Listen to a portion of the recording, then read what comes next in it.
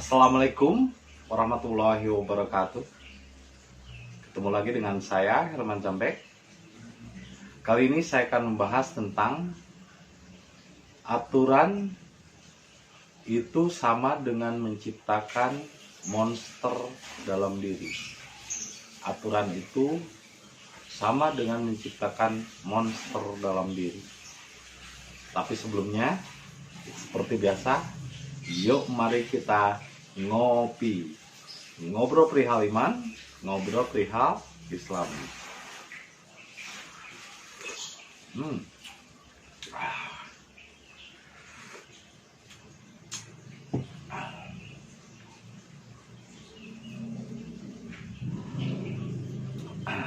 Mengapa saya memberi judul aturan?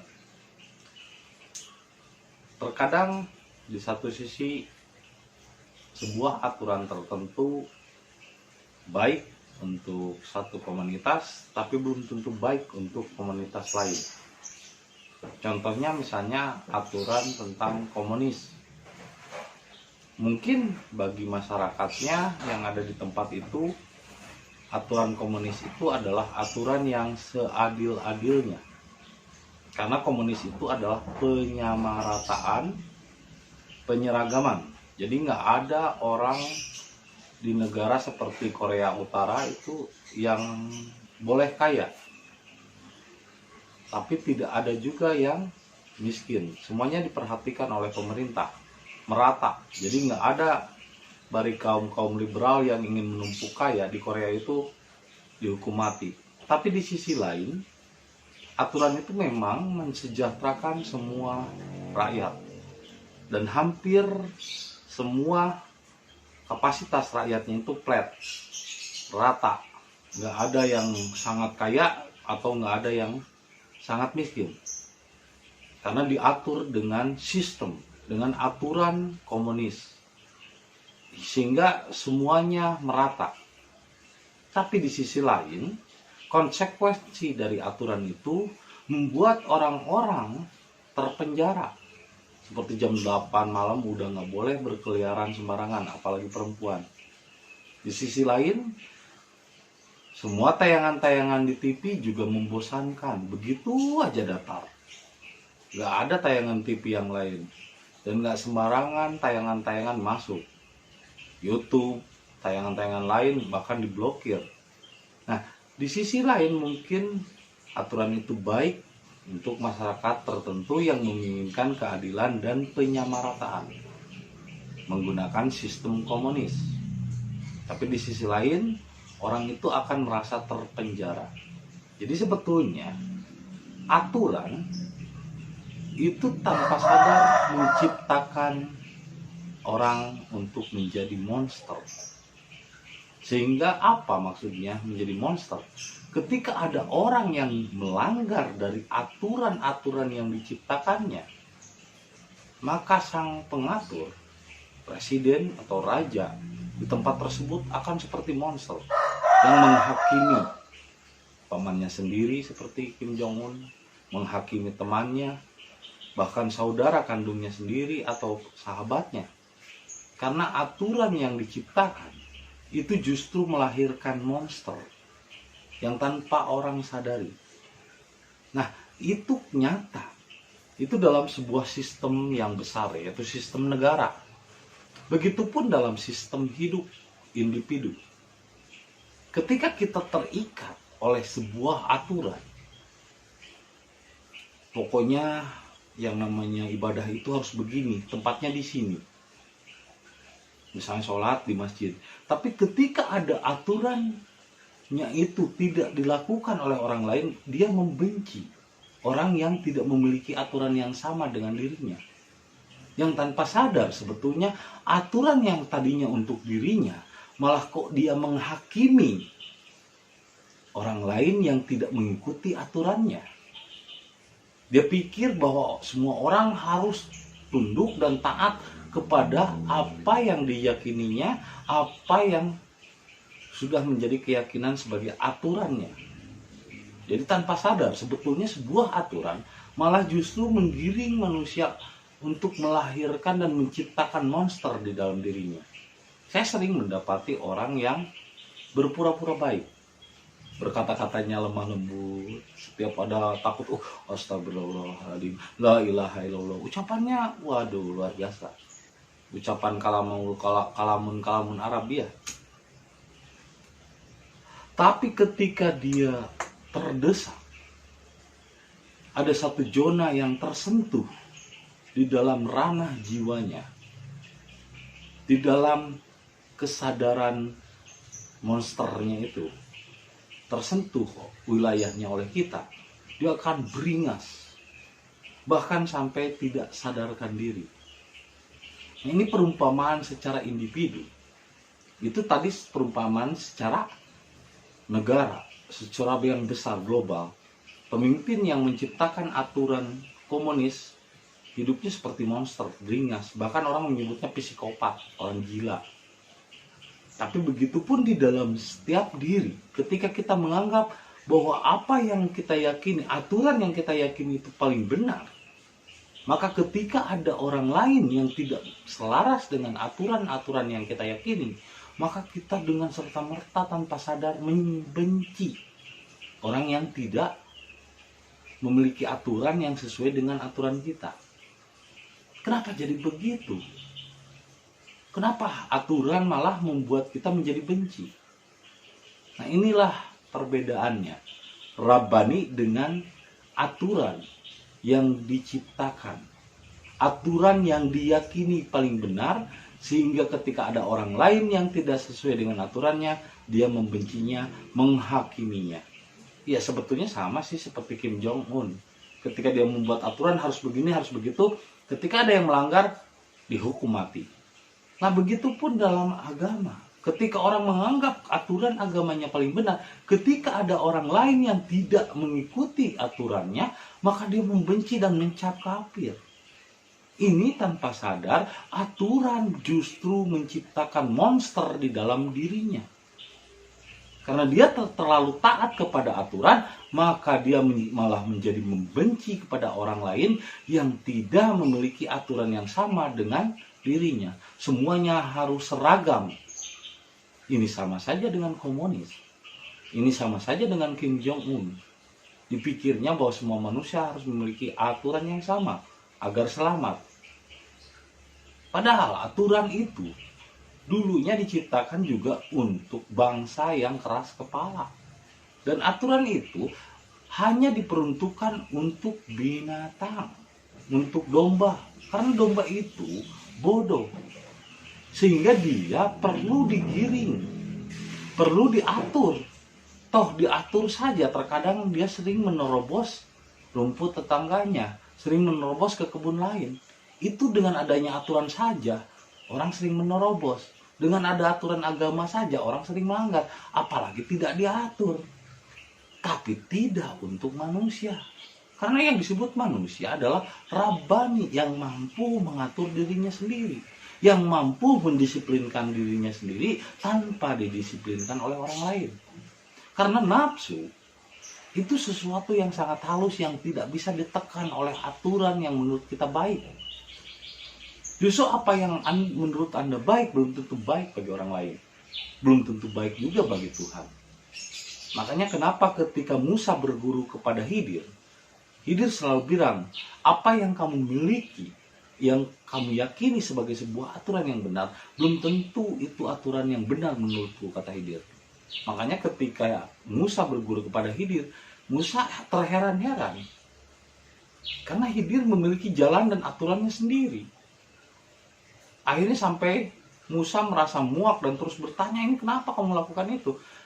Itu tandanya kamu masih terikat oleh aturan norma yang dianggap benar menurut masyarakat, menurut umum. Sedangkan saya, kata Khidir, adalah mengikuti aturan yang mengikuti rasa saya sendiri, tidak mengikuti aturan yang ditetapkan oleh umum. Sehingga aturan-aturan yang sekarang ini menjadi sesuatu standar yang harus mengikuti umum. Seperti yang pernah saya bilang, apalah artinya ikan kalau ikan itu hanya berenang mengikuti arus? Apalah artinya hidup Anda jika Anda mengikuti aturan umum yang sudah ada? Tapi bukan berarti Anda tidak punya aturan. Tapi Anda harus memiliki aturan sendiri. Itulah Rabbani. Rabbani bukan berarti tidak beraturan. Justru Rabbani sangat lebih teratur. Karena dia bukan lagi diatur oleh aturan yang dibuat oleh manusia, tapi diatur oleh Tuhan itu sendiri. Nah, kalau seandainya nafsu dimanage, diatur menurut pikiran, menurut pikiran aturan baik itu harus begini. Kepada setiap manusia harus tersenyum. Akhirnya dia ketika ketemu manusia, Assalamualaikum, Assalamualaikum, tersenyum. Tapi dalam hatinya, oh sih itu menjelang sholat, tidak pernah sholat. Tapi dalam hatinya mengupat, mencela dan membenci. Apa itu aturan? Apa untuk seperti itu aturan itu? Akhirnya lahirlah orang-orang munafik yang memiliki kepribadian ganda. Di depan dia baik, di belakang ternyata mulutnya busuk. Banyak orang-orang seperti itu. Saya lebih suka terhadap orang mantan penjahat, mantan pelacur, mantan orang yang tidak baik, mantan orang-orang yang berdosa, tapi dia merasa bersalah.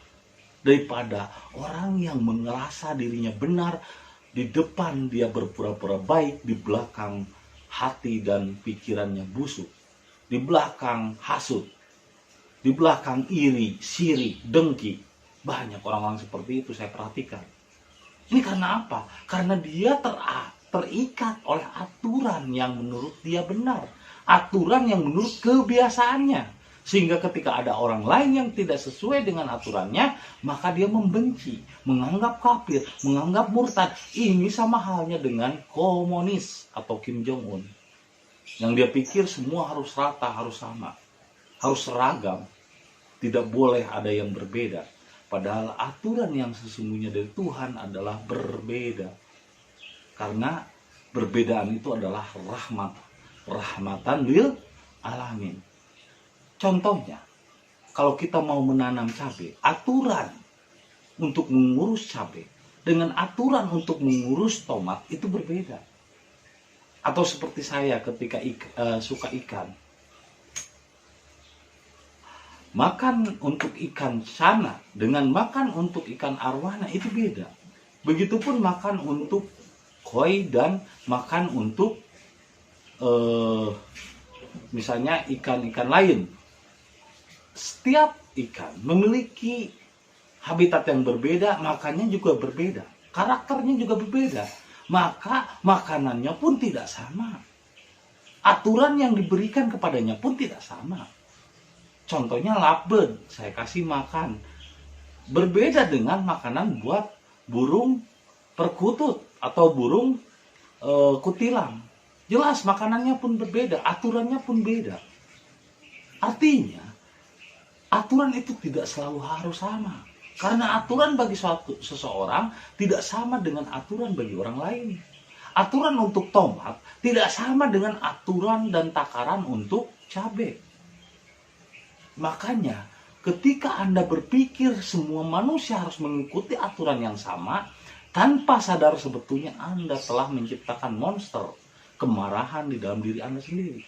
Karena nafsu diatur oleh pikiran, menurut tata cara pikiran yang benar itu begini, dan semua harus seragam, tanpa sadar sebetulnya Anda sedang memenjarakan nafsu, bukan mengendalikan nafsu. Karena manusia tidak ada yang bisa mengendalikan nafsu kecuali Allah itu sendiri. Maka nafsu salah ketika diatur oleh aturan yang menurut kita benar, yang menurut kebiasaan kita. Nafsu itu harusnya diserahkan kepada Allah. Makanya disebut Islam, berserah diri. Bukan nafsu itu diatur. Ngopi dulu. Kalau nafsu diatur, dikendalikan oleh pikiran itu sendiri, itu kebodohan. Karena pikiran itu sendiri adalah nafsu. Karena pikiran itu sendiri adalah api. Ini sama saja memadamkan kebakaran dengan bensin. Itu adalah senyawa katalisator yang satu ikatan. Jadi ketika nafsu dikendalikan oleh pikiran, baik itu harus begini loh. Harus selalu tersenyum. Tapi hati mencela. Senyum, gimana kabarnya? Tapi dalam hati, oh dia mah gak pernah sholat, tidak satu jamaah dengan kita. orang kafir itu. Mulut berbicara manis, muka terlihat baik-baik, tapi di dalam dirinya penuh dengan kebencian. Itu yang adalah monster yang diam-diam di penjara. Suatu saat monster itu akan meledak seperti bom waktu, tinggal menunggu waktu. Ketika ada orang yang membuka selnya, maka dia akan melahap dirinya sendiri. Karena di dalam diri kita ada dua naga atau dua serigala, serigala hitam dan serigala putih. Lalu serigala mana yang akan menang? Yaitu serigala yang sering kita beri makan. Ketika kita membuat aturan yang baik itu begini, yang baik itu harus begitu, tanpa sadar sebetulnya kita memberi makan serigala hitam. Kita menganggap aturan paling benar itu kita memberi makan serigala hitam. Tapi dia belum beraksi karena ditekan oleh pikiran baik itu harus begini dan baik itu harus begitu. Itu tidak natural. Itu namanya berpura-pura. Itu namanya bohong kepada dirinya sendiri. Banyak orang yang berpura-pura baik, lemah lembut, tapi ternyata dia lebih ganas ketika ranah nafsunya disentuh. Dia lebih ganas dari orang yang banyak bicara. Makanya orang yang banyak diam itu kadang lebih sadis daripada orang yang banyak bicara. Kenapa? Dia menyimpan monster dengan akal pikirannya. Dia menekan nafsu. Nafsu kalau ditekan seperti air, bukan menurun, malah membeledak. Malah dia suatu saat akan menyerang balik. Nah, tapi kalau diserahkan kepada Allah itu beda. Jadi nafsu bukan diatur, tapi diserahkan kepada Allah. Itulah namanya Islam. Jadi Islam itu bukan mengatur nafsu, tapi menyerahkan nafsu kepada Allah dengan cara berserah diri. Biarkan Allah yang mengatur nafsu, karena manusia tidak ada daya dan upaya, apalagi mengatur nafsu. Satu-satunya makhluk yang memang tidak akan tunduk kepada manusia adalah nafsu, atau iblis, atau setan.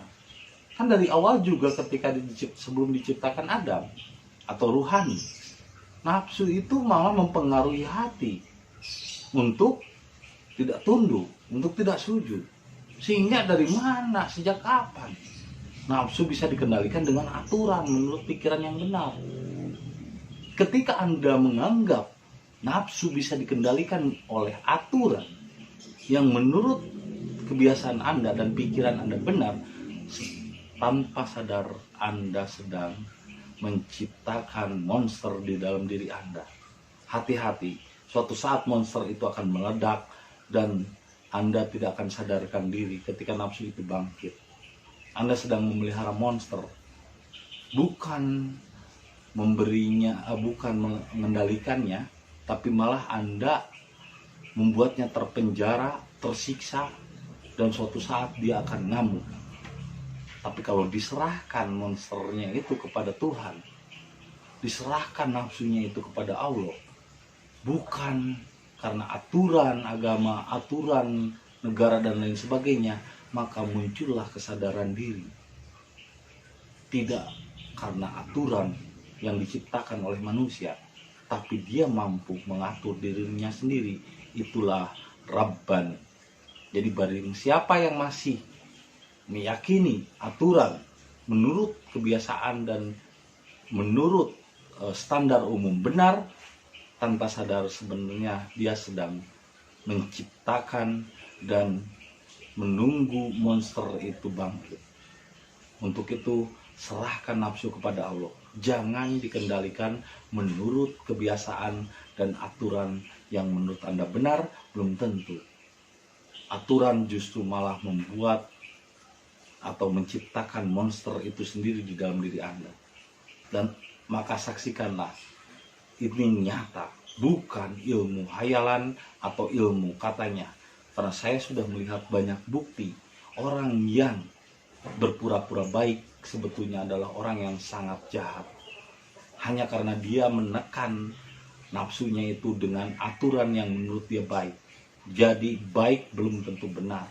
Ketika baiknya itu masih mengikuti standar umum dan masih mengikuti aturan umum, maka jadilah Rabbani. Terima kasih.